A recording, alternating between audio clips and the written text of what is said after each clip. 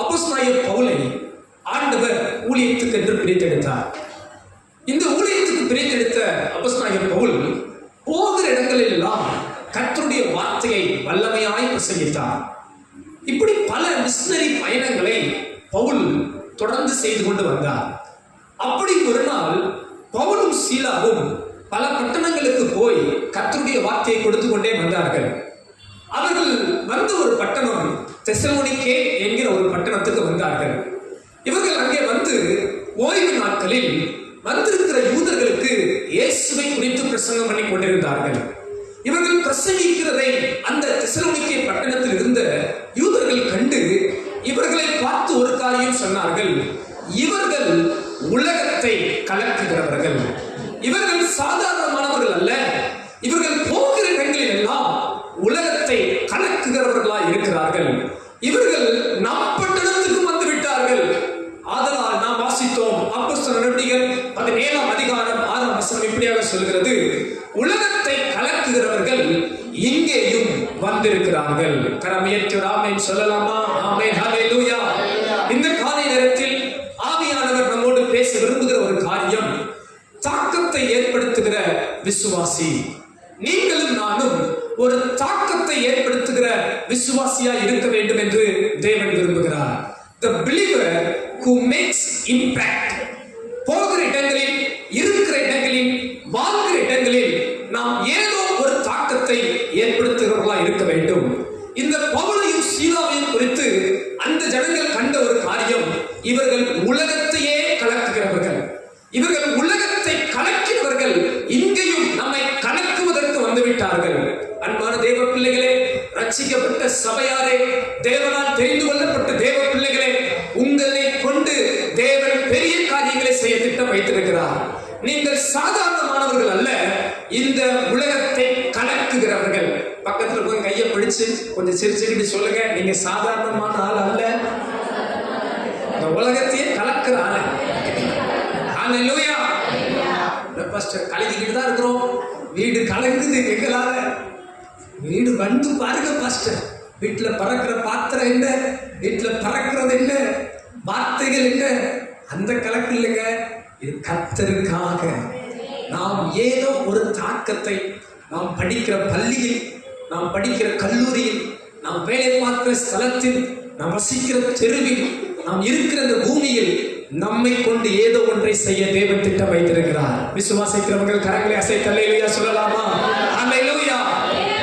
இந்த அப்போஸ்தலனாகிய பவுலின் வாழ்க்கையில் இருந்து இவர் இப்படிப்பட்ட தாக்கமுள்ளவராய் மாற இவரிடத்தில் காணப்பட்ட சில காரியம் என்ன என்பதை குறித்து சுருக்கமாய் உங்களோடு பகிர்ந்து கொள்ள விரும்புகிறேன். முதலாவது ஒரு காரியம், அப்போஸ்தலர் நடவடிக்கைகள் 9ஆம் அதிகாரம், எல்லாரும் எடுத்துக்கொள்ளலாம். அப்போஸ்தலர் நடவடிக்கைகள் 9ஆம் அதிகாரம். இவர் ஒரு பெரிய மகா பரிசுத்தவான் அல்ல. இவரை குறித்து இவரே சொல்கிறார், இவர் பெரிய பாவி, பாவிகளில் பிரதான பாவியா இருந்தாராம். ஆனால் இவரை தேவன் தொட்டார். 9ஆம் அதிகாரம் 1ஆம் வசனத்திலிருந்து எல்லாரும் சேர்ந்து வாசிப்போம் ஒரு சில வசனங்களை. 9ஆம் அதிகாரம் 1ஆம் வசனத்திலிருந்து 173வது பக்கம் புதிய ஏற்பாட்டிலே வாசிக்கலாமா? சவுல் என்பவன் இன்னும் கர்த்தருடைய சீசரை பயமுறுத்தி கொலை செய்யும்படி சீரி பிரதான ஆசாரியரிடத்துக்கு போய், இந்த மாற்றத்தாராகிய புருஷரையாகிலும் ஸ்திரீகளையாகிலும் தான் கண்டுபிடித்தால் அவர்களை கட்டி எருசலேமுக்கு கொண்டு வரும்படி தமஸ்குவில் உள்ள ஜெப ஆலயங்களுக்கு நிருபங்களை கேட்டு வாங்கினான். அவன் பிரயாணமாய் போய் தமஸ்குவுக்கு சமீபித்த போது சடுதியிலே வானத்திலிருந்து ஒரு ஒளி அவனை சுற்றி பிரகாசித்தது. அவன் தரையிலே விழுந்தான். அப்பொழுது, சவுலே சவுலே, நீ என்னை ஏன் துன்பப்படுத்துகிறாய் என்று தன்னுடனே சொல்கிற ஒரு சத்தத்தை கேட்டான். அதற்கு அவன், ஆண்டவரே, நீ யார் என்றான்.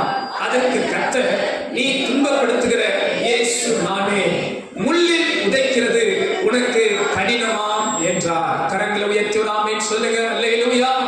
இந்த உலகத்தை கலக்கிற தேவ மனிதன் ஒரு பெரிய பரிசுத்தவான் அல்ல, ஒரு மகா பெரிய நீதிமான் அல்ல. அவனுடைய முன் வாழ்க்கையை குறித்து வேதம் சொல்கிறது, அவன் கொடுமையான பாவம் செய்தவன்.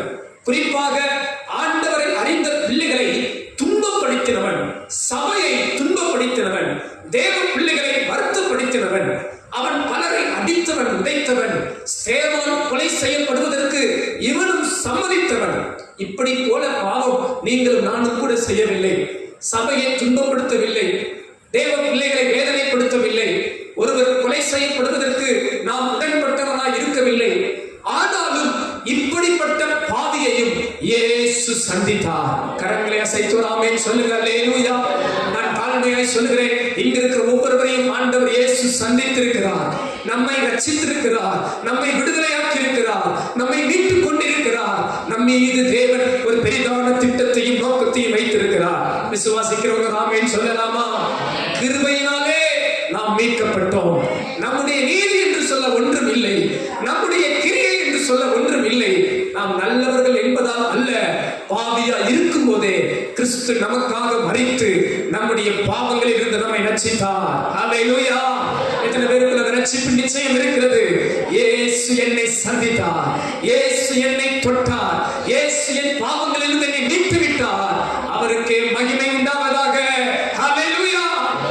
உங்களை போலவே நம்மை எப்படி இயேசு தொட்டாரோ அதே போலவே இந்த பவுலையும் கர்த்தர் தொட்டார். இவர் தொடுதல் சற்று வித்தியாசமா இருந்தது. இவன் வைராக்கியம் உள்ளவன், வீரியம் கொண்டவன், சபையை துன்பப்படுத்த நினைத்தவன். தமஸ்குவுக்கு போகிற மத்தியான வேளையிலே கர்த்தர் தரிசனமானார். ஒருவேளை உங்களுக்கு இயேசு தரிசனமாகாமல் இருக்கலாம். ஏதோ ஒரு விதத்திலே இயேசு தமது வார்த்தையை உங்களுக்கு கொடுத்திருக்கிறார்.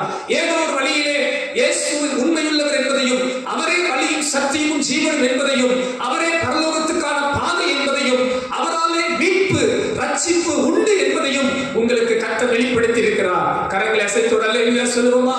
விசுவாசிக்கிறவர்களுக்கோ அது தேவ பலன். நீங்கள் விசுவாசித்தால் அதின் மேன்மையை காண்பீர்கள். ஹல்லேலூயா. இந்த பவுலை, இந்த சவுலை கர்த்தர் சந்தித்தார். சந்தித்த போது ஆண்டவர் சொன்னார், சவுலே சவுலே, நீ என்னை ஏன் துன்பப்படுத்துகிறாய்? நீ துன்பப்படுத்துகிற கிறிஸ்து நானே. அன்றைக்கு இவன் கண் திறக்கப்படுகிறது. இவன் கர்த்தரை அறிந்து கொண்டான், இயேசுவை அறிந்து கொண்டான். இவனுக்குள்ளே ஒரு மனமாற்றம் வருகிறது. இவனும் இயேசுவை விசுவாசிக்கிறவனாய் மாறுகிறான். கரங்களை அசைத்து அல்லேலூயா சொல்லுங்க. அல்லேலூயா. சவுல் மாதிரி தான் நம்மளும் இயேசுவை அன்னைக்கு சந்தித்தவுடன் இயேசுவை விசுவாசிக்க ஆரம்பித்து விட்டான், இயேசுவை நம்ப ஆரம்பித்து விட்டான். ஆனா பாருங்க, இந்த சவுலுக்குள் இருந்த வித்தியாசங்கள் சற்று வித்தியாசமானது. இதுக்கடுத்துதான் அவர் வாழ்க்கையில பெரிய மாற்றம் வரத்தக்கதாக, இவர் உலகத்தை கலக்கத்தக்கதாக மாறுகிற சில காரியங்களை நான் வித்தியாசமாய் பார்க்கிறேன். இயேசு எப்படி சவுலை தொட்டாரோ உங்களை என்னையும் தொட்டு விட்டார். ஆனா இந்த சவுலுக்குள் இருந்த மற்ற மாறுதல்கள் தான் பல நேரங்களில் நம்மிடத்தில் இல்லையோ என்று நான் ஏங்குகிறேன். நாம் தாக்கத்தை ஏற்படுத்துகிற விசுவாசியா இருக்க வேண்டுமானால், நீங்களும் நானும் இந்த உலகத்தை கலக்குகிற தேவ பிள்ளைகளாய் மாற வேண்டுமானால், இந்த சவுலிடத்தில் காணப்படுகிற மற்ற சில காரியங்கள் நமக்கு தேவை என்றே நான் விசுவாசிக்கிறேன். அதில் முதல் ஒரு காரியம் 9ஆம் அதிகாரம் 6ஆம் வசனத்தை நாம் வாசிக்கலாமா? அவன் நடுங்கி திகைத்து, ஆண்டவரே நான் என்ன செய்ய சித்தமாய் இருக்கிறீர் என்று கேட்கிறான். கரங்களை அசைத்து ஆமென் சொல்லலாமா? ஹல்லேலூயா. முதலாவது ஒரு காரியம், எப்படிப்பட்ட விசுவாசி தாக்கத்தை ஏற்படுத்த முடியும் என்றால், முதலாவது ஒரு காரியம், தேவ சித்தத்தின்படி நடக்கிற விசுவாசி தான் தாக்கத்தை ஏற்படுத்த முடியும். அன்பான தேவ பிள்ளையே, இவன் பாருங்கள், கர்த்தரை தரிசித்தவுடன் இவன் கண்டுபிடித்து விட்டான், இவர்தான் ஆண்டவர். ஆதலால் இவன் சொல்லுகிறான், ஆண்டவரே, இன்றைக்கு நீங்களும் நானும் கண்டுபிடித்து விட்டோம், இயேசுதான் ரட்சகர், இயேசுதான் வழி, இயேசுதான் சத்தியம், இயேசுதான் எனக்கு மீட்பு, கண்டுபிடித்து விட்டோம் ஆண்டவரே என்று துதிக்கிறோம். ஆனால் இந்த சவுலுக்குள் இருந்த தாக்கத்தை ஏற்படுத்தக்கூடிய ஒரு குவாலிட்டி நமக்கு தேவை. அது என்ன தெரியுமா? ஆண்டவரே, நான் என்ன செய்ய சித்தமாயிருக்கிறேன். அன்பான தேவ பிள்ளைகளே, நீங்களும் நானும் ஒரு தாக்கத்தை ஏற்படுத்துகிற விசுவாசியா இருக்க வேண்டுமானால் தேவ சித்தம் செய்கிற விசுவாச பிள்ளைகளாய் மாற வேண்டும். கரங்களை அசைத்து அல்லேலூயா சொல்லலாமா? அல்லேலூயா. இன்றைக்கு ஒருவேளை இயேசு உங்களை சந்தித்தாரானால், இயேசு உங்களிடத்தில் வந்து உங்கள் பெயரை சொல்லி உங்கள் அருகாமையில் இருப்பாரானால், நீங்கள் என்ன கேட்பீர்கள் என்று எனக்கு தெரியாது. ஆனால் நான் ஒன்று சொல்லுகிறேன், 99% கிறிஸ்தவ தேவ பிள்ளைகள் என்ன கேட்பார்கள் தெரியுமா? ஆண்டவரே, நீர் வந்ததற்காக ஸ்தோத்திரம், நீர் எனக்கு என்ன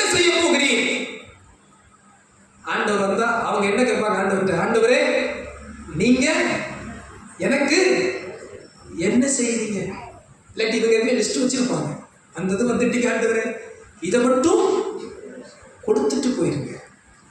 இதை தந்துட்டா போதும், வேற நாங்க ரொம்பலாம் கேட்கல. சில ஜெபத்துல பார்த்தீங்கன்னா ஆண்டவர் சொல்லுவாங்க, என்னவா நாங்க ரொம்பலாம் கேட்கல ஆண்டவர், இது மட்டும் கொடுத்தா போதும், எங்க விருப்பத்தை நீங்க நிறைவேற்றிட்டா போதும், எங்க ஆசையை நீங்க நிறைவேற்றிட்டா போதும். இன்னைக்கு நம்ம பலருடைய வாஞ்சைகள் எப்படி இருக்குன்னா, ஆண்டவர் எனக்கு என்ன செய்வார்னு நான் இருக்கே ஒழிய நான் ஆண்டவருக்காக என்ன செய்யணும் என்ற விருப்பம் அநேக தெய்வ பிள்ளைகளுக்கு இல்லை. உண்மையாகவே யார் தாக்கத்தை ஏற்படுத்த முடியும்னா, யார் இந்த உலகத்தை கலக்கிறவர்களா மாற முடியும்னா, இந்த சவுல் போல ஆண்டவரே நான் என்ன செய்ய நீர் சித்தமாயிருக்கிறேன், நான் என்ன செய்யட்டும் ஆண்டவரே, நான் எப்படி நடக்கட்டும், நான் எதை பேசட்டும், நான் எப்படி வாழட்டும், நான் எப்படி இருக்கட்டும், நான் என்ன செய்யணும் ஆண்டவரே என்று ஒரு தேவ பிள்ளை தன்னை ஒப்புக் கொடுப்பார்கள். ஆனால் அவர்கள் தான் இந்த உலகத்தை கலக்கிறவர்களாய் மாற முடியும். எத்தனை பேர் விசுவாசிக்கிறீங்க? அல்லேலூயா. இதை இந்த தேவ மனிதன் செய்தான். கர்த்தரை அறிந்த உடனே செய்தான், கர்த்தரை கண்ட உடனே செய்தான். ஆனா இன்னைக்கு நம்ம பல ஆண்டுகளா ரட்சிக்கப்பட்டோம், இன்னும் ஆண்டவரத்துல நீர் எனக்கு இதை செய்யுங்க அதை செய்யுங்கன்னு சொல்லிக்கிட்டு இருக்கிறோமே. எத்தனை பேர் நம்மளை ஒப்பு கொடுக்க போகிறோம்? ஆண்டவரே இனி நான் உம் சித்தம் செய்கிற ஒரு விசுவாசியாய் மாற, உம் சித்தம் செய்கிற ஒரு தேவ பிள்ளையாய் மாற என்னை நான் ஒப்பு கொடுக்கிறேன் ஆண்டவரே என்று ஒப்பு கொடுப்போம். ஆனால் நிச்சயம் சொல்லுகிறேன், உங்க வீடு உங்கள் மூலமாய் ஒரு தாக்கம் ஏற்படும், உங்கள் குடும்பம் உங்கள் மூலமாய் ஒரு தாக்கம் ஏற்படும், நீங்கள் வசிக்கிற பகுதி உங்கள் மூலமாய் ஒரு தாக்கம் ஏற்படும், நீங்க படிக்கிற பள்ளியில உங்க கிளாஸ்மேட்ஸ் உங்க மூலமா ஆண்டவர் அறிந்து கொள்வார்கள், உங்க கல்லூரியில உங்கள் மூலமாய் ஒரு தாக்கம் ஏற்படும் என்பதில் எந்த மாற்று கருத்தும் இல்லை. நம்மை கொண்டு தேவன் உலகத்தை கலக்க அவர் வல்லமையுள்ளவராக இருக்கிறார். விசுவாசிக்கிறவங்க கரங்களை அசைத்து அல்லேலூயா சொல்லலாமா? அல்லேலூயா. ஊழியர்கள் சபைக்காக தேவ பிள்ளைகளுக்காக ஜெபிக்கிற பிரதான ஜெபங்களில் ஒன்று என்ன தெரியுமா? நீங்கள் தேவ சித்தத்தை அறிகிற அறிவிலே வளர வேண்டும். கொலோசியர் நிருபம் 1:9 அப்போஸ்தலனாகிய பவுல் அவர் அந்த சபைக்காக ஜெபிக்கிற ஜெபத்தை குறித்து அழகாய் சொல்லுகிறார். ஏனென்றால் இவர் ஜெபித்ததற்கு ஒரு காரணம் உண்டு. இவர் தேவ சித்தத்தை கண்டு தேவ சித்தத்தை செய்ய ஒப்பு கொடுத்தபடியால் ஒவ்வொரு தேவ பிள்ளைகளும் தேவ சித்தத்தை அறிந்தால் மட்டுமே அவர்கள் ஒரு தாக்கமுள்ள விசுவாசிகளாய் மாற முடியும். வாசிக்கிறீர்களா? கொலோசியர் 1:9.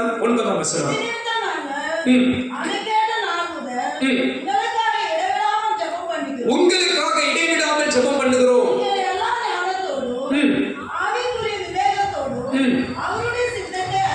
அவருடைய சித்தத்தை அறிகிற அறிவிலே நிரப்பப்படவும்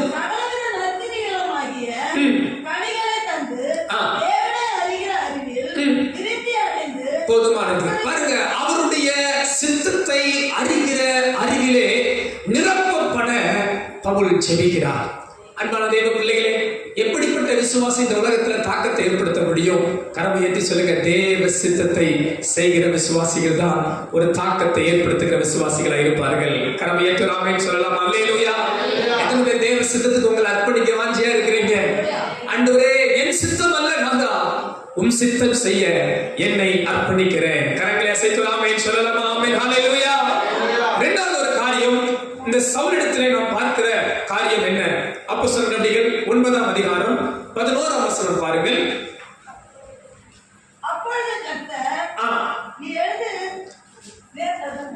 வாசிங்க சிஸ்டர். அப்பொழுது கர்த்தர் நீ எழுந்து நேர்த்தெருவு என்னப்பட்ட தெருவுக்கு போய் யூதாவின் வீட்டிலே தர்சூஸ் பட்டணத்தானாகிய சவுல் என்னும் பேருள்ள ஒருவனை தேடு, அவன் இப்பொழுது ஜெபம் பண்ணுகிறான். அவன் இப்பொழுது ஜெபம் பண்ணுகிறான். இரண்டாவது ஒரு காரியம் பாருங்கள் அன்பானவர்களே, இந்த ஒரு தேவ மனிதன் ஒரு தாக்கத்தை ஏற்படுத்துகிறவராய் மாற இவரிடத்தில் காணப்பட்ட இரண்டாவது ஒரு நல்ல குணம், இவன் இப்பொழுது ஜெபம் பண்ணுகிறான். இந்த தேவ மகன் எப்படிப்பட்டவனா இருந்தார்?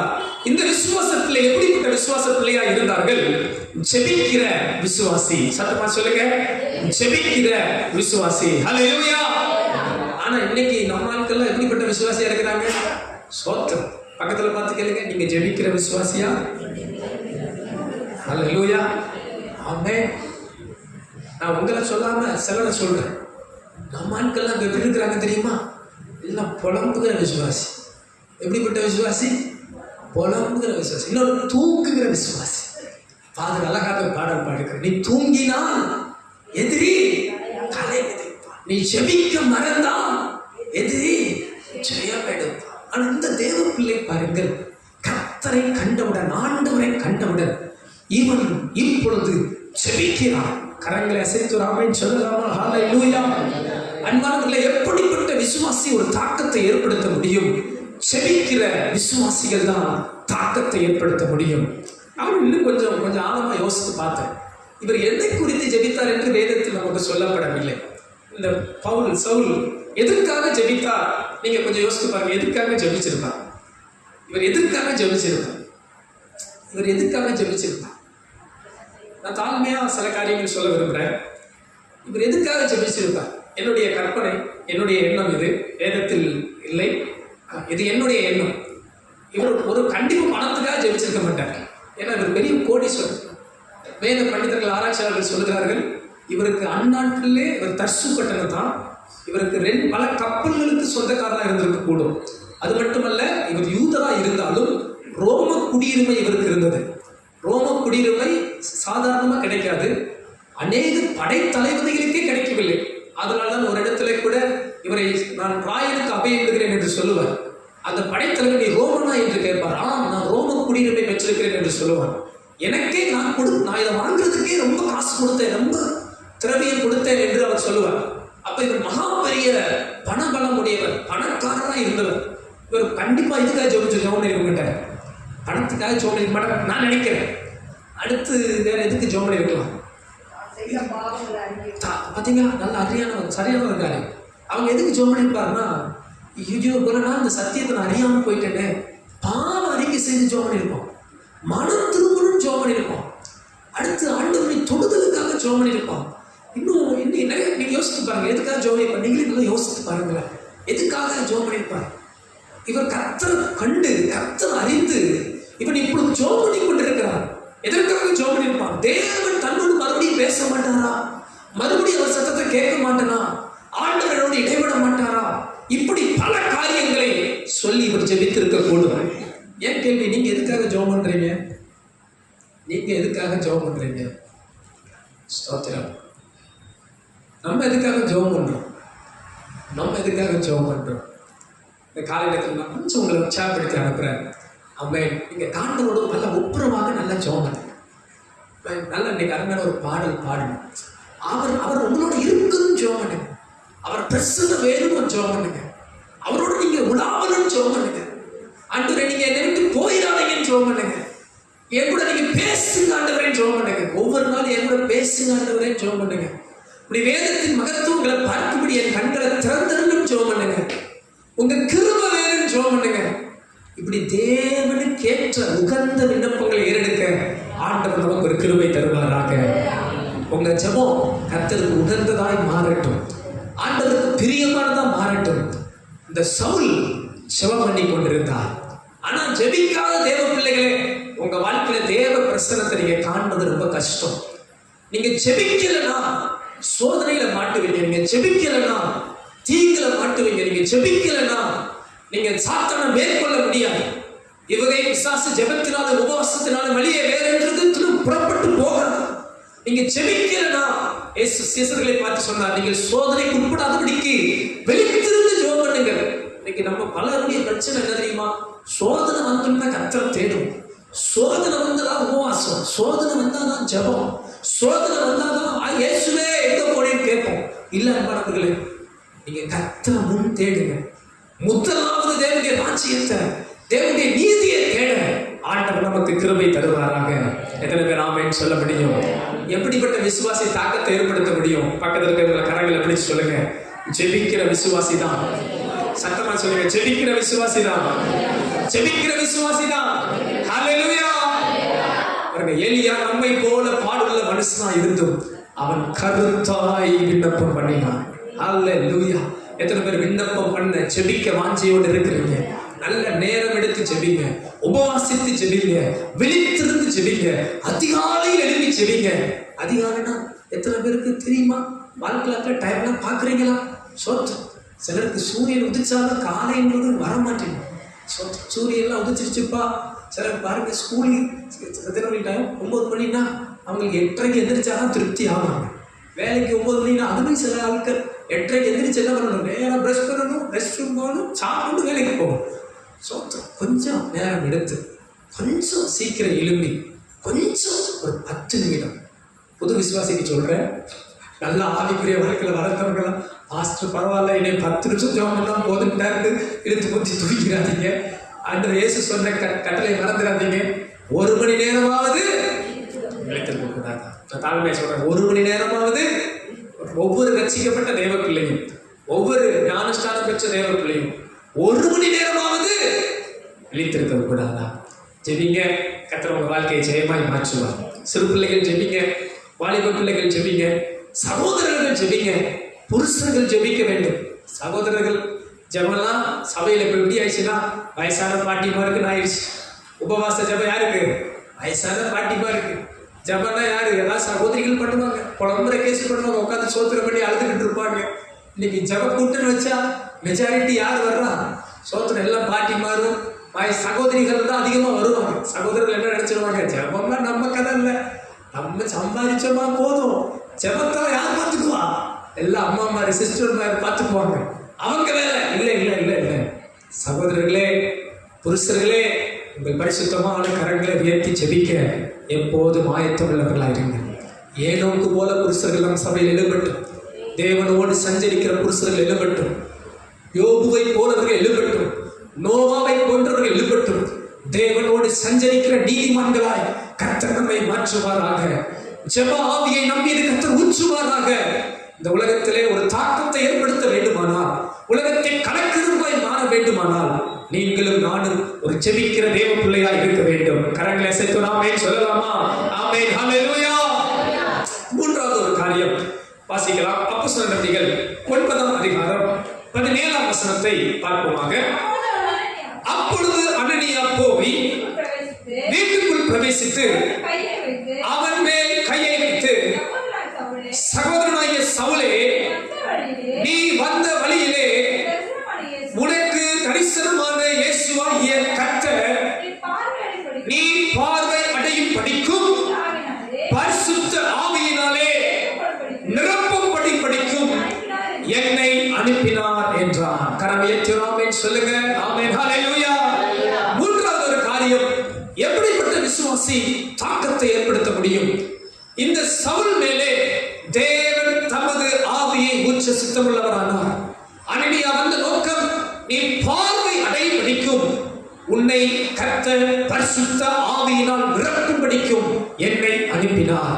எப்படிப்பட்ட விசுவாசி தாக்கத்தை ஏற்படுத்த முடியும்? பரிசுத்த ஆவியால் நிரப்பப்பட்ட விசுவாசிகள் தாக்கத்தை ஏற்படுத்துவார்கள். கரங்களை அசைத்து ஆமென் சொல்லுங்க. அல்லேலூயா. பரிசுத்த ஆவியினால் நாம் நிரப்பப்பட்டவர்களாய் இருக்க வேண்டும். அன்பானவர்களே, ஆண்டவர் நமக்கு கொடுத்த வாக்குத்தத்தம் என்ன தெரியுமா? மாம்சமான யாவர் மேலும் என் ஆவியை ஊற்றுவேன். அல்லேலூயா. மாம்சமான யாவர் மேலும் தேவன் தமது ஆவியின் அபிஷேகத்தை கொடுக்க வல்லவராய் இருக்கிறார். நம்முடைய குமாரர்கள் குமார்த்திகள் தீர்க்க தரிசனம் சொல்லுவார்கள், வாலிபர்கள் சொப்பனங்களை காண்பார்கள், முதியோர்கள் தரிசனங்களை காண்பார்கள். தேவன் தமது ஆவியை நம் எல்லார் மேலும் ஊற்ற சித்தமுள்ளவராய் இருக்கிறார். ஹல்லேலூயா. ஆண்டவர் இயேசு சீஷர்களுக்கு சொன்னார், நீங்கள் பரிசுத்த ஆவியை பெறும்பொழுது நீங்கள் பலனடைந்து எருசலேமிலும் யூதேயாவிலும் சமாரியாவிலும் பூமியின் கடைசி பரியந்தமும் எனக்கு சாட்சிகளாய் இருப்பீர்கள். ஹல்லேலூயா. பரிசுத்த ஆவியின் வரத்தை தேவன் நமக்கு வைத்திருக்கிறார். எத்தனை பேர் அதை விசுவாசிக்கிறீங்க? பரிசுத்த ஆவியானவர் உண்டு என்று நீங்க விசுவாசிக்கிறீங்களா? அன்பானவர்களே, வேதம் இந்த உலகத்தின் மற்ற மார்க்கங்களுக்கெல்லாம் வித்தியாசமானது. நான் வேதத்தின் சத்தியத்தை கண்டு பிரமிக்கிறேன். தேவன் நம்மோடு வாசம் பண்ண விரும்புகிறார். இப்படிப்பட்ட பாக்கியம் எங்கே உண்டு? நீங்கள் ஏதாவது ஒரு கடவுளை தேட வேண்டும் என்றால் உலகத்திலே அந்த கடவுள் இருக்கிற இடத்துக்கு போக வேண்டும். ஆனால் வேதம் நமக்கு அப்படி போதிக்கவில்லை. அவர் நமக்குள் வாசம் பண்ணுகிறார். இப்படிப்பட்ட ஸ்லாக்கியம் யாருக்கு உண்டு? நாம் இங்கே கூடி வந்திருக்கிற நோக்கம் கடவுளை தேடி வரல. இதுக்கு வித்தியாசம் உண்டு. கருத்து சத்தமான சபை ஏன் கூடி வரணும் நம்ம சொல்ற வித்தியாசம் அது செய்தி. நம்ம எதுவும் இங்கதான் ஆண்டவர் இருக்கிறார், அங்கதான் ஆண்டவர் இருக்கிறார், எந்த உருவமும் இல்லை பாருங்க. இங்கு எனக்குள் அவர் வாசம் பண்ணுகிறவராய் இருக்கிறார். எத்தனை பேர் அதை விசுவாசிக்கிறீங்க? அப்போ பரிசுத்த ஆவியின் நிறைவை பெற்ற விசுவாசிகளாய் நீங்களும் நானும் மாற வேண்டும். அல்லேலூயா. இதை எல்லாருக்கும் தேவன் கொடுக்கிறார். வேற்றுமையே இல்லை, அவரிடத்தில் பட்சபாதமே இல்லை. எல்லார் மேலும் தமது ஆவியை அவர் ஊற்ற சித்தமுள்ளவராய் இருக்கிறார். அல்லேலூயா. அதற்கு நீதி நாம ரொம்ப நீதிமானா இருக்கணும், இல்ல அதுக்கு நாம ரொம்ப ஏதோ பணம் கொடுத்திருக்கணும், இல்ல அதுக்கு நாம ஏதோ பெரிய கிரியை செய்திருக்கணும். இல்லை, இயேசுவின் இரத்தத்தால் உங்கள் பாவங்கள் மன்னிக்கப்பட்டிருக்குமானால், கழுவி சுத்திகரிக்கப்பட்டிருக்குமானால், உங்களுக்குள்ள தாகமும் வாஞ்சையும் இருக்குமானால், கர்த்தர் தமது ஆவியை உங்கள் மேல் ஊற்ற சித்தமுள்ளவராய் இருக்கிறார். அல்லேலூயா. அல்லேலூயா. அவர் உங்களுக்குள்ள அந்த வரத்தை கொடுப்பார். பரிசுத்த ஆவியின் வரத்தை உங்கள் மேல் கொடுக்க வல்லவராய் இருக்கிறார். எத்தனை பேர் விசுவாசிக்கிறீங்க? எத்தனை பேர் விரும்புறீங்க? எனக்கு அது வேண்டும் ஆண்டவரே, எனக்கு அந்த ஆவியின் வரம் வேண்டும், எனக்கு அந்த பரிசுத்த ஆவியின் அபிஷேகம் வேண்டும். எத்தனை பேர் விரும்புறீங்க? எத்தனை பேர் அந்நிய பாஷையின் அடையாளம் வேணும்னு நினைக்கிறீங்க? எத்தனை பேர் அந்நிய கிருபைகள் தீர்க்க தரிசனமா நான் உரைக்கணும்னு விரும்புறீங்க? இன்னைக்கு பாருங்க, எல்லாரும் தீர்க்க தரிசனத்தை தேடி ஓடுறாங்க. கர்த்தர் உங்களுக்குள்ள கிருபைகளை கொடுப்பார், உங்களுக்குள்ள வரங்களை கொடுப்பார். உங்கள் மூலமா சுகமாக்குகிற வரங்கள் செயல்படும், உங்கள் மூலமாய் அற்புதங்கள் நடக்கும், உங்கள் மூலமாய் தேவன் அதிசயங்களை காண பண்ணுவார். எத்தனை பேர் அதை விசுவாசிக்கிறீங்க? நான் தாழ்மையா சொல்றேன், இங்க இருக்கிற ஒவ்வொருவர் மேலும் தேவன் தமது ஆவியை ஊற்ற வல்லவராக இருக்கிறார். அல்லேலூயா. அவிசுவாசமான எண்ணங்கள் வர வைக்காதீங்க. ஐயோ, தேவன் எனக்குள்ள வேற ஏதாவது நடந்துருமா? சிலருக்கு சந்தேகங்கள் உண்டு. ஆவியின் நிறைவை பெறும்போது நான் ஏதாவது வேற ஏதாவது பாஷையை பேசிடுவேனா, எனக்குள்ள ஏதாவது வேற அசுத்தாவி வந்துருமா? இல்ல அன்பானவர்களே, தேவன் நமக்கு நல்ல ஆவியை கொடுக்கிறவன். அல்லேலூயா. பொல்லாதவர்கள் நல்ல ஈவுகளை கொடுக்கிறோம், பொல்லாத தகப்பன் நல்ல ஈவை கொடுக்கிறோம். பரலோக தேவன் நமக்குள்ளே பரிசுத்த ஆவியை கொடுப்பது அதிக நிச்சயம். நீங்க விரும்பி தாகத்தோடு இருந்தால் அவர் நமக்குள்ளே வருவார். அவரது நிறைவு நம்மை பலப்படுத்தும், உள்ளான மனுஷரை அனல் மூட்டும். அவர் கிருபைகளாலும் வரங்களாலும் நம்ம எல்லாரையும் நிறைப்பார். சிறு பிள்ளைகள் மேல் தேவ ஆவி ஊற்றப்படும், வாலிபர்கள் மேல் தேவ அபிஷேகம் ஊற்றப்படும், முதியோர் மேல் தேவ அபிஷேகம் ஊற்றப்படும். கர்த்தர் உங்களை ஆவியினால் நிரப்ப வல்லவராய் இருக்கிறார். அல்லேலூயா. ஆதி பெந்தேகோஸ்தே சபையில் மேல் வீட்டறையில் கூடின 120 பேர் மேலும் தேவன் தமது ஆவியின் அபிஷேகத்தை ஊற்றினார். நல்ல நவமான வார்த்தைகளை பேசினார்கள், பற்பல வார்த்தைகளை பேசினார்கள், தீர்க்க தரிசனம் உரைத்தார்கள். ஆவியானவர் உங்களை நிரப்பும் போது ஆவியானவருக்கு நீங்க உங்களை விட்டு கொடுக்கணும், உங்க நாம விட்டு கொடுக்கணும்.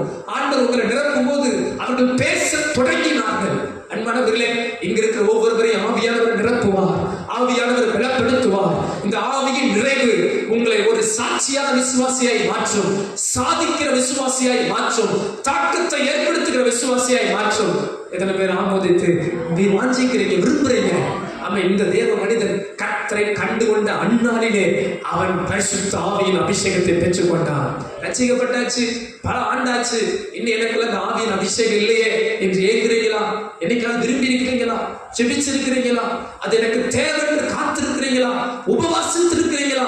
இன்னைக்கு ஆவியானவர் சொல்லுகிறார், அன்பு மகளே, நீ இன்னும் தாக்கத்தை ஏற்படுத்த முடியாம இருக்கிறதுக்கு காரணம் என்ன?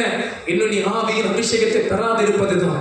இன்னும் உன் குடும்பம் மாறாம இருக்கிறதுக்கு, நீ சாட்சி இல்லாம வாழ்றதுக்கு, சில பாவத்தை மேற்கொள்ள முடியாம போராடி கொண்டிருப்பதற்கு காரணம் என்ன? இன்னும் தேவ ஆவியினால் நீ பலப்படாமல் இருப்பதினாலேயே. இந்த காலை நேரத்துல ஆண்டவர் நம்மோடு பேசுகிறார். நீங்களும் நானும் ஆவியில் பலனடைவோமாக, பரிசுத்த ஆவியினால் நிரப்பப்படுவோமாக. அப்போது கர்த்தர் நம்மை ஒரு தாக்கத்தை ஏற்படுத்துகிற விசுவாசியாய் மாற்றுவார். அல்லேலூயா. எத்தனை பேர் விசுவாசிக்கிறீங்க? அல்லேலூயா. விசுவாசிக்கிறவர்கள் நடக்கும் அடையாளங்கள் என்ன? நவமான பாஷைகளை பேசுவார்கள். எத்தனை பேர் அந்நிய பாஷை பேசுறீங்க? ஆமென். பவுல் தன்னை குறித்து சொல்லுகிறார், உங்களை காட்டிலும் நான் அதிகமான பாஷைகளை பேசுகிறேன். ஆமென். அந்நிய பாஷைகளை பேச தடை பண்ணாதிருங்கள், நல்ல நவமான பாஷைகளை பேசுங்கள். அபிஷேகம் பெற்ற தேவ பிள்ளைகள் ஆராதனையில் மட்டும் அந்நிய பாஷை பேசிட்டு விட்டுறாதீங்க. தனிப்பட்ட ஜெபத்துல நீங்கள் தனிப்பட்ட முறையில ஜெபிக்கும் போது ஆவியோடும் கருத்தோடும் விண்ணப்பம் பண்ணுங்கள். கர்த்தர் உங்களை தமது ஆவியினால் பலப்படுத்துவாராக. ஆவியினால நிரம்பிட்டு அந்நிய பாஷையை பேசிட்டு வீட்டுல அசுத்தமான பாஷைகளையும் பேசாதீங்க. துதித்தலும் சபித்தலும் ஒரே நாவில புறப்படலாகாது. பரிசுத்தமும் அசுத்தமும் ஒரே இடத்துல இருக்க முடியாது. கர்த்தர் நம்மை வேறு பிரித்திருக்கிறார். எத்தனை பேர் ஆமோதிக்கிறீங்க? அல்லேலூயா. பரிசுத்த ஆவியின் நிறைவை பெறுகிற தேவ பிள்ளையே, உங்களை எல்லாவற்றுக்கும் சுத்த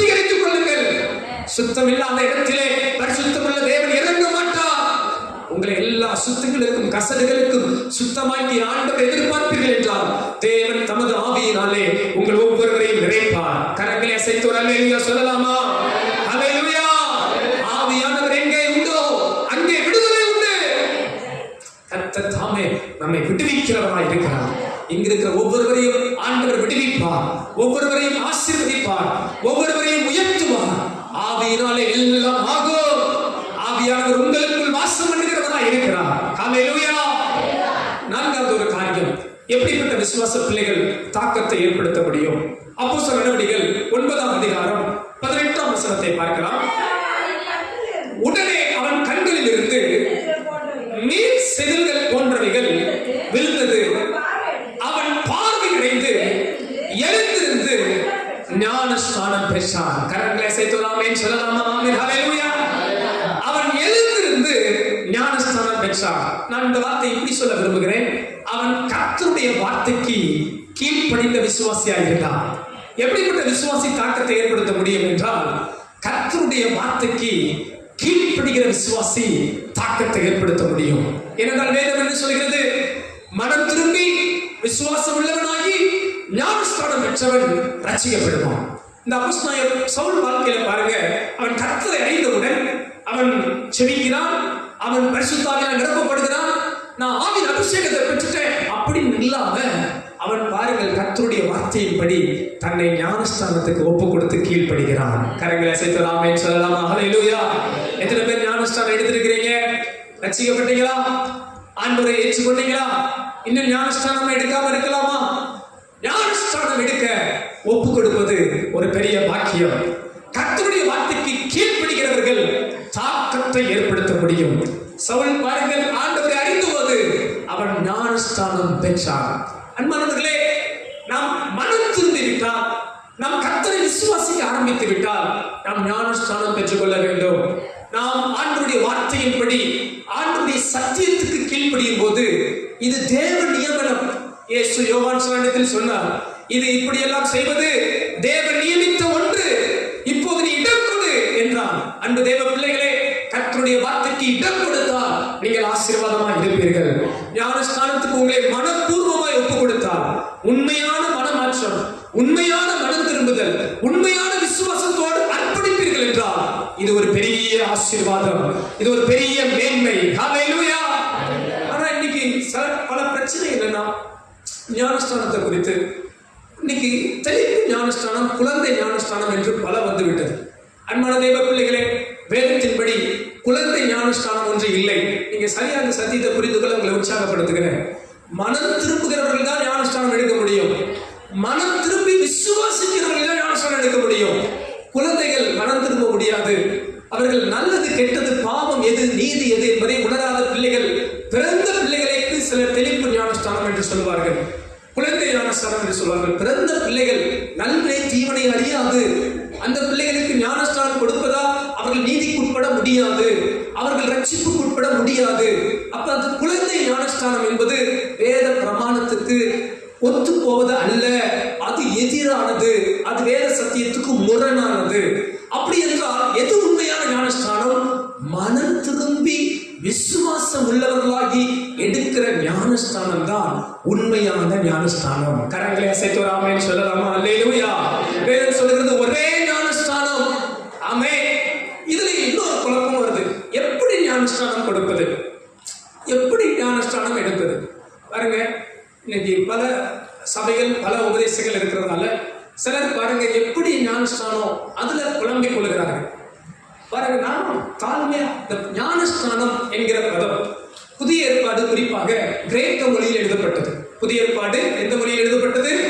கிரேக்க மொழியில் எழுதப்பட்டது. இந்த ஞானஸ்தானம் என்ற பதத்துக்கு கிரேக்க பதம் பேப்டைசோ என்று அந்த வார்த்தை போடப்பட்டிருக்கிறது. அன்றைய ராஜா முதலிலே கிரேக்க மொழியிலிருந்து மொழிபெயர்க்கப்பட்ட மொழிபெயர்ப்பு கிங் ஜேம்ஸ் வெர்சன், அதுதான் ஆங்கில முதல் மொழிபெயர்ப்பு. அவர்கள் இந்த பேப்டைசோ என்ற வார்த்தைக்கு சரியான பதத்தை அவர்கள் மொழிபெயர்க்க முடியாமல் போனது. ஏனென்றால் அன்றைய திருச்சபையின் பாரம்பரியத்தில் ஒன்று அவர்கள் தெளிப்பு ஞானஸ்தானத்தை பின்பற்றினபடியா அவர்கள் அந்த பாரம்பரியத்தை உடைத்து இந்த வார்த்தைக்கு சரியான அர்த்தத்தை எழுதாமல் அது மூழ்கி எடுக்கிற ஞானஸ்நானம் என்று அந்த வார்த்தையை மொழிபெயர்க்காமல் ஆங்கிலத்திலே பேப்டிசம் என்று எழுதினார்கள். பேப்டிசம் என்பது ஆங்கில மொழியே அல்ல, ஆங்கில பதமே அல்ல. அவர்கள் அப்படியே கிரேக்கத்திலிருந்து எடுத்து அதை ஒரு மொழியாக்கம் செய்து பேப்டிசம் என்று வைத்து விட்டார்கள். பேப்டிசம் என்றால் ஞானஸ்நானம். அப்ப அன்றைய சபை பாரம்பரியத்தை மீறக்கூடாது, ராஜாவின் கட்டளையை மீறக்கூடாது என்பதற்காக அப்படியே செய்து விட்டார்கள். இதை அப்படியே சபைகளும் சரித்திரமாக பின்பற்றி கொண்டு வந்தார்கள்.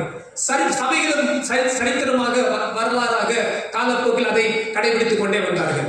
ஆனால் வேதத்தை சரியாய் படித்து ஆண்டவருடைய வெளிப்பாடுகளை பெற்ற போது சபைகள் மறுமலர்ச்சி அடைந்தது, சபைகளுக்குள் புதுப்பித்தல் வந்தது, சபைகள் கர்த்தருடைய வசனத்துக்கு திரும்ப ஆரம்பித்தார்கள். அப்பொழுது கண்டுபிடித்த ஒரு காரியம், நாம் ஏதோ தெளிப்பு ஞானஸ்தானம் அல்ல, ஏதோ குழந்தை ஞானஸ்தானம் அல்ல, மனம் திரும்பி விசுவாசம் உள்ளவர்களாகி நாம் மூழ்கி முழுக்கு ஞானஸ்தானம் எடுப்பதுதான் வேதத்தின்படி சரியான ஞானஸ்தானம் என்று வேத பண்டிதர்களும் பரிசுத்தவான்களும் கண்டுகொண்டார்கள். அப்படியானால் எப்படி ஞானஸ்தானம் எடுக்க வேண்டும்? என்ன ஞானஸ்தானம் எடுக்க வேண்டும்? முழுக்கு ஞானஸ்தானம் எடுக்க வேண்டும். தண்ணீருக்குள் மூழ்கி எடுக்கிற ஞானஸ்தானம். அது பேசின பெரிய டாபிக் ஆயிடும். இதுல யாராவது டவுட் இருக்கா? மூழ்கி எடுக்கிற ஞானஸ்தானம் தான் வேதத்தின்படி சரியானது. இதற்கு எதையும் ஈடுபடுத்த முடியாது. ஞானஸ்தானத்துக்கு வேற எந்த முறையையும் வேற எந்த காரியத்தையும் ஈடுபடுத்தவே முடியாது. மனம் திரும்ப வேண்டும், விசுவாசம் உள்ளவர்களாக வேண்டும், மூழ்கி ஞானஸ்தானம் எடுக்க வேண்டும். சிலர் வாதிடுவார்கள், மாஸ்டர் எப்படி எடுத்தா என்ன மாஸ்டர், தெளிச்சா என்ன, மூழ்கிதான் எடுக்கணுமா, சிலுவையில அந்த கல்ல மூழ்கியா ஞானஸ்தானம் எடுத்தோம். அவர் பாருங்க, அந்த மாதிரி யாருக்கும் கதை இல்லை. நமக்கு செடிகளா நம்ம சிலுவையில இருக்கிறோம், ஞானஸ்தானம் எடுக்கிறதுக்கு தடையா இருக்கிறதுக்கு சோத்திரம். நமக்கு கர்த்தர் நல்ல ஜீவனை கொடுத்திருக்கிறார். கரங்களை அசைத்து சொல்லுங்க பார்க்கலாம். அல்லேலூயா. பல விதத்துல வாதிடுவாங்க. நான் உங்களுக்கு ஒரு வேத பகுதியை காண்பிக்கிறேன். இந்த முழுக்கு ஞானஸ்தானம் எப்படி ஆவிக்குரிய அர்த்தம் உள்ளது என்பதை நீங்கள் கண்டுகொள்ளுங்கள். ரோமர் நிருபம் 6ஆம் அதிகாரம் 3ஆம் வசனத்திலிருந்து நான் வாசிக்கிறேன். கவனிங்க, எல்லாரும் இந்த வேத பகுதியை திருப்பிக் கொள்ளுங்கள். ரோமர் நிருபம் 6ஆம் அதிகாரம் 3ஆம் வசனத்திலிருந்து வேதம் சொல்கிற வார்த்தையை கவனிக்கலாம். ரோமர் 6ஆம் அதிகாரம் 3ஆம் வசனத்திலிருந்து நான் வாசிக்கிறேன். கவனிக்கிறீங்களா? எல்லாரும் சேர்ந்து வாசிப்போம். புதிய ஏற்பாட்டிலே பக்கம் 213வது பக்கம் வாசிக்கலாமா? கிறிஸ்து இயேசுவுக்குள்ளாக ஞானஸ்தானம் பெற்ற நாம் அனைவரும் அவருடைய மரணத்துக்குள்ளாக ஞானஸ்தானம் பெற்றதை அறியாமல் இருக்கிறீர்களா? மேலும் பிதாவின் மகிமையினாலே கிறிஸ்து மரித்தோரிலிருந்து எழுப்பப்பட்டது போல நாமும் புதிதான ஜீவன் உள்ளவர்களாய் நடக்கும்படிக்கு அவருடைய மரணத்துக்குள் ஞானஸ்தானத்தினாலே கிறிஸ்துவுடனே அடக்கம் பண்ணப்பட்டோம். ஆதலால் அவருடைய மரணத்தின் சாயலில் நாம் இணைக்கப்பட்டவர்களானால் அவர் உயிர்த்தெழுதலின் சாயலிலும் இணைக்கப்பட்டிருப்போம். கரங்களை உயர்த்தி ஆமென் சொல்லுங்க. அல்லேலூயா. இந்த வேதத்துல பாருங்க, மூழ்கி எடுக்கிற ஞானஸ்தானத்தின் முக்கியத்துவத்தை வேதம் மிக அருமையாய் சொல்கிறது. கிறிஸ்து இயேசுவுக்குள் ஞானஸ்தானம் பெற்ற நாம் அனைவரும், நல்லா கவனிங்க, நல்லா இலப்பேனே பாருங்க கொஞ்சம். கிறிஸ்து இயேசுவுக்குள் ஞானஸ்தானம் பெற்ற நாம் அனைவரும், நல்லா கவனிங்க, நாம் மூழ்கி எடுக்கிற ஞானஸ்தானம் எதற்கு ஒப்பனையா இருக்கிறதுனா, இயேசுவோடு கூட நாம் பாவத்துக்கு அடக்கம் பண்ணப்பட்டு மீண்டும் நீதிக்காக பிழைக்கிறவர்களாய் மாறுகிறோம். நாம் மூழ்கி எடுக்கிற ஞானஸ்தானம் எதற்கு ஒப்பனையா இருக்கிறது? நாம் கிறிஸ்துவோடு கூட பாவத்திற்கும் உலகத்தின் அசுத்தங்களுக்கும் பொல்லாங்குகளுக்கும் மரித்தவர்களாய், இயேசு மரித்து அடக்கம் பண்ணப்பட்டது போல நாமும் ஞானஸ்தான ஒப்பனைக்கு இந்த பாவத்துக்கும் இவ்வுலக அசுத்தங்களுக்கும் இவ்வுலக எல்லா பொல்லாப்புகளுக்கும் அடக்கம் பண்ணப்பட்டவர்களாய் இயேசு உயிரோடு எழுந்தது போல மீண்டும் நீதிக்காக கிறிஸ்துவுக்காக உயிர்ப்பிக்கப்பட்டவர்களாய் மாறுகிறோம். கரங்களை உயர்த்தி அல்லேலூயா சொல்லுங்க. ஹல்லேலூயா. எவ்வளவு பெரிய ஆவிக்குரிய சத்தியத்தை ஆண்டவர் ஞானஸ்தானத்தில் வைத்திருக்கிறார். அப்படியானால் நாம் மூழ்கி ஞானஸ்தானம் எடுப்பது எவ்வளவு பெரிய ஆசீர்வாதம். கரங்களை சேர்த்து அல்லேலூயா சொல்லுங்க பார்க்கலாம். அல்லேலூயா. அன்பானவர்களே, உங்களை நான் உற்சாகப்படுத்துறேன். கர்த்தராகிய இயேசு கிறிஸ்துவை விசுவாசிக்கிறவர்களே, நீங்க மூழ்கி ஞானஸ்தானம் எடுப்பது வேத சத்தியம். அந்த வேத சத்தியத்துக்கு ஒப்பு கொடுப்பது ஆசீர்வாதம். நீங்க ஒருவேளை இந்த சத்தியம் இதுவரைக்கும் அறியாதவர்களா இருந்தா இந்த சத்தியத்துக்கு ஒப்பு கொடுங்கள். மூழ்கி ஞானஸ்தானம் விடுங்கள். அந்த ஒரே ஞானஸ்தானத்துக்கு செவி கொடுங்கள். கர்த்தர் உங்களை நிச்சயமாகவே ஆசீர்வதிப்பார். நீங்கள் பாவத்துக்கு மரித்தவர்களாகவும் நீதிக்கு பிழைத்தவர்களாகவும் மாறுவீர்கள். பாவத்துக்கு கிறிஸ்துவனுடைய கூட அடக்கம் பண்ணப்பட்டவர்களாகவும் நீதிக்கு கிறிஸ்துவுக்காக எழுப்பினவர்களாகவும் மாறுவீர்கள். கரங்களை அசைத்து அல்லேலூயா சொல்லலாமா? இந்த அப்போஸ்தலனாகிய சவுல் ஒரு தாக்கத்தை ஏற்படுத்தின விசுவாசியாய் மாற அவன் ஞானஸ்நானம் பெற்றான். ஞானஸ்நானம் பெற்ற விசுவாசி, கர்த்தருடைய வார்த்தைக்கு கீழ்ப்படுகிற விசுவாசி தாக்கத்தை ஏற்படுத்துவார்கள். கரங்களை அசைத்து அல்லேலூயா சொல்லலாமா? அல்லேலூயா. கடைசி ஒரு காரியம், அப்போஸ்தலர் நடவடிக்கைகள் 9ஆம் அதிகாரம் 20வது வசனம். அப்போஸ்தலர் நடவடிக்கைகள் தேவனுடைய குமாரன் என்று ஆலயங்களை பிரசங்கித்தான். அவன் தாமதியாமல் தேவனுடைய ஆலயத்தில் கிறிஸ்துவை குறித்து பிரசங்கிக்கிறான். அப்போஸ்தலர் நடவடிக்கைகள் 9ஆம் அதிகாரம் 20ஆம் வசனம் இப்படியாக சொல்கிறது, தாமதமின்றி கிறிஸ்து தேவனுடைய குமாரன் என்று ஆலயங்களிலே பிரசங்கித்தான். அன்பானவர்களே, கடைசி ஒரு காரியம், நாம் தாக்கத்தை ஏற்படுத்துகிற விசுவாசியா இருக்க வேண்டும் என்றால் சுவிசேஷத்தை அறிவிக்கிற விசுவாச பிள்ளைகளாய் மாற வேண்டும். எத்தனை பேர் ஆமென் சொல்றீங்க? அல்லேலூயா. நீங்கள் நானும் நற்செய்தி சொல்லணும், சுவிசேஷம் சொல்லணும், இயேசுவை பற்றி பிறரிடத்தில் பேசணும்.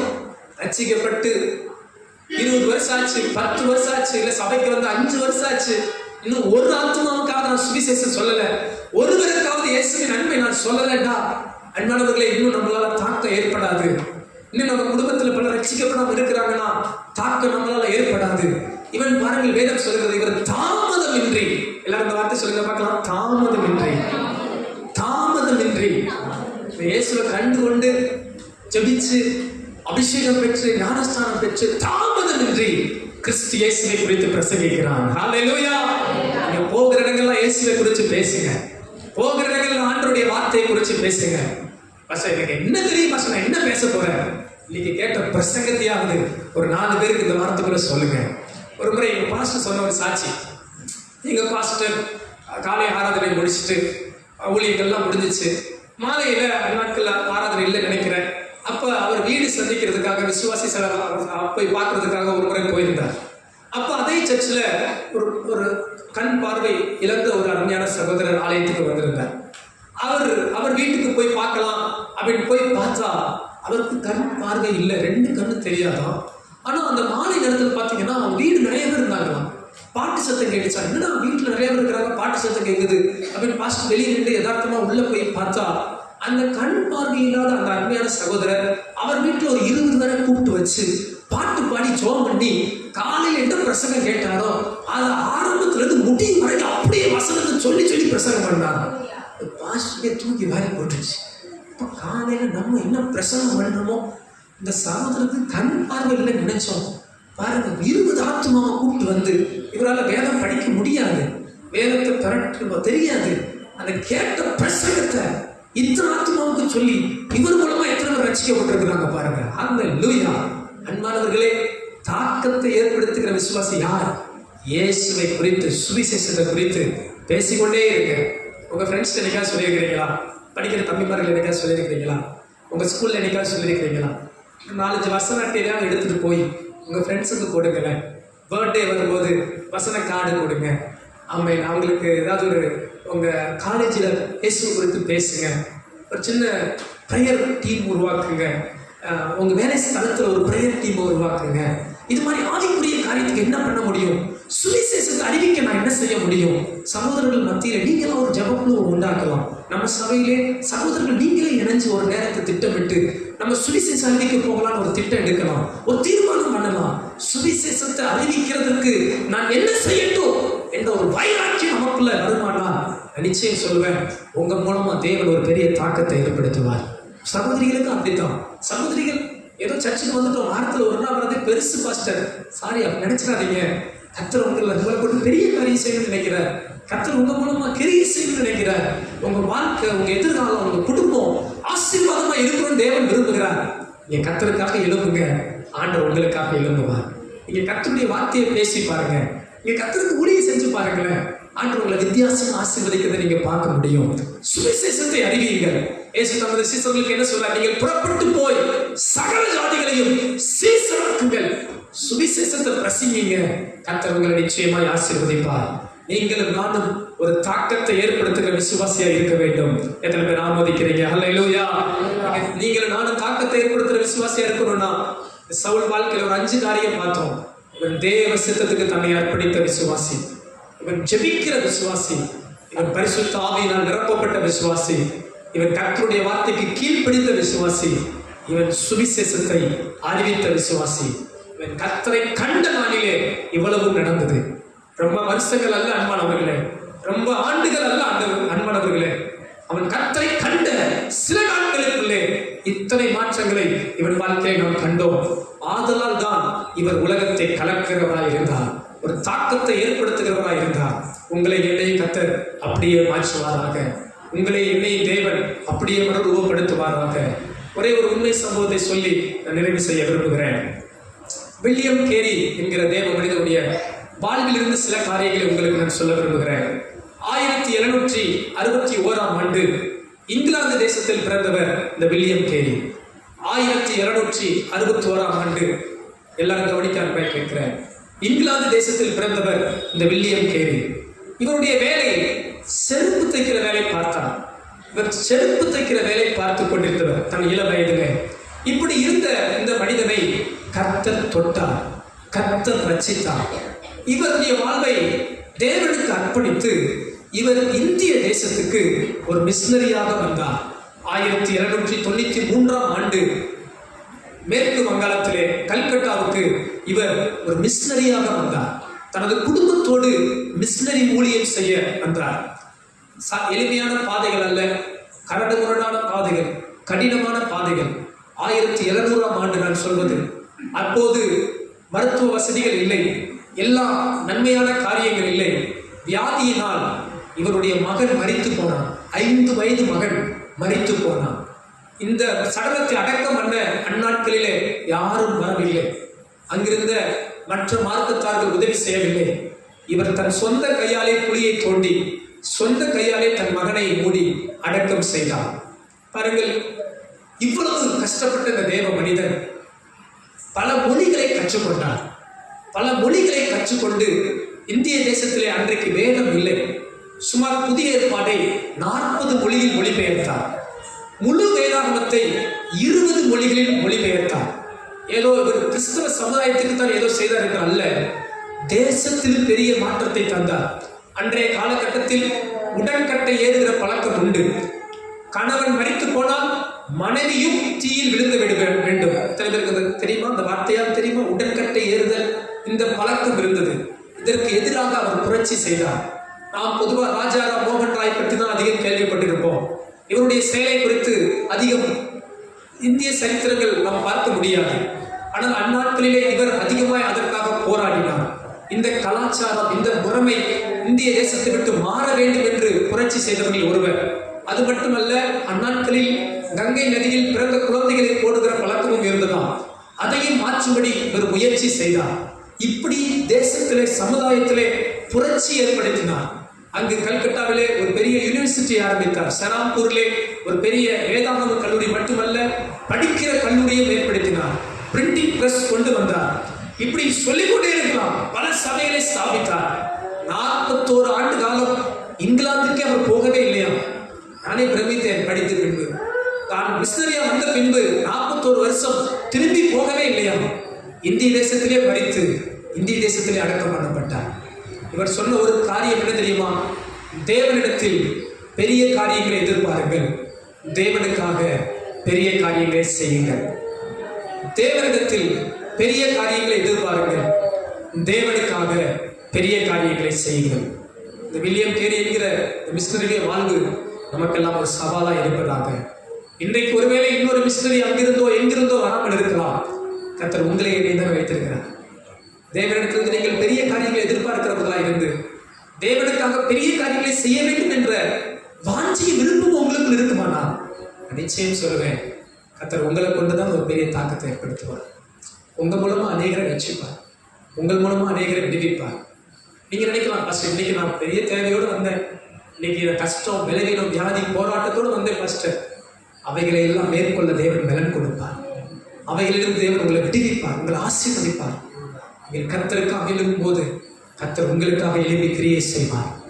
ஆண்டவருடைய விருப்பம் இன்றைக்கு தாக்கத்தை ஏற்படுத்துகிற விசுவாசி யார்? தேவ ராஜ்யத்துக்காக எழுப்புகிற தேவ பிள்ளை யார்? கர்த்தருக்காக எழுப்பக்கூடியவர்கள் யார்? உங்களை நீங்கள் ஒப்புக் கொடுப்பீர்கள் என்றால் கர்த்தர் உங்களை நிச்சயமாக ஆசீர்வதிப்பார். உங்கள் குறைவுகள் நிறைவாகும், தேவைகள் சந்திக்கப்படும், உங்கள் கண்ணீர் மாறும். கைவிடாத நேசர் நேற்றும் இன்றும் மாறாதவரால் உங்களை என்றென்றும் கைவிட மாட்டார். இந்த உலகத்தில் உங்களை சுடர்களைப் போல பிரகாசிக்க வைப்பார். உங்களை உயர் ஸ்தானத்தில் நிறுத்துவார். உங்கள் மேல் தேவ கிருபை இருப்பதால் நீங்கள் மேலானவைகளை காண்பீர்கள். ஆனால் சொல்லப்பட்ட காரியம் போல நீங்கள் ஒரு தாக்கத்தை ஏற்படுத்துவர்களாய் மாற தேவ சித்தத்துக்கு ஒப்புக் கொடுங்கள். ஜெபம் பண்ணுங்கள், பரிசுத்த ஆவியால் நிரப்பப்படுங்கள், கர்த்தருடைய வார்த்தைக்கு கீழ்ப்படியுங்கள், சுவிசேஷம் அறிவியுங்கள். கர்த்தர் உங்களை ஆசீர்வதிப்பார். உடைய கண்களை மூடி ஜெபம் பண்ணுவோமா? நன்றி ஆண்டவரே. ஹல்லேலூயா, ஹல்லேலூயா. ஓ நன்றி தகப்பனே.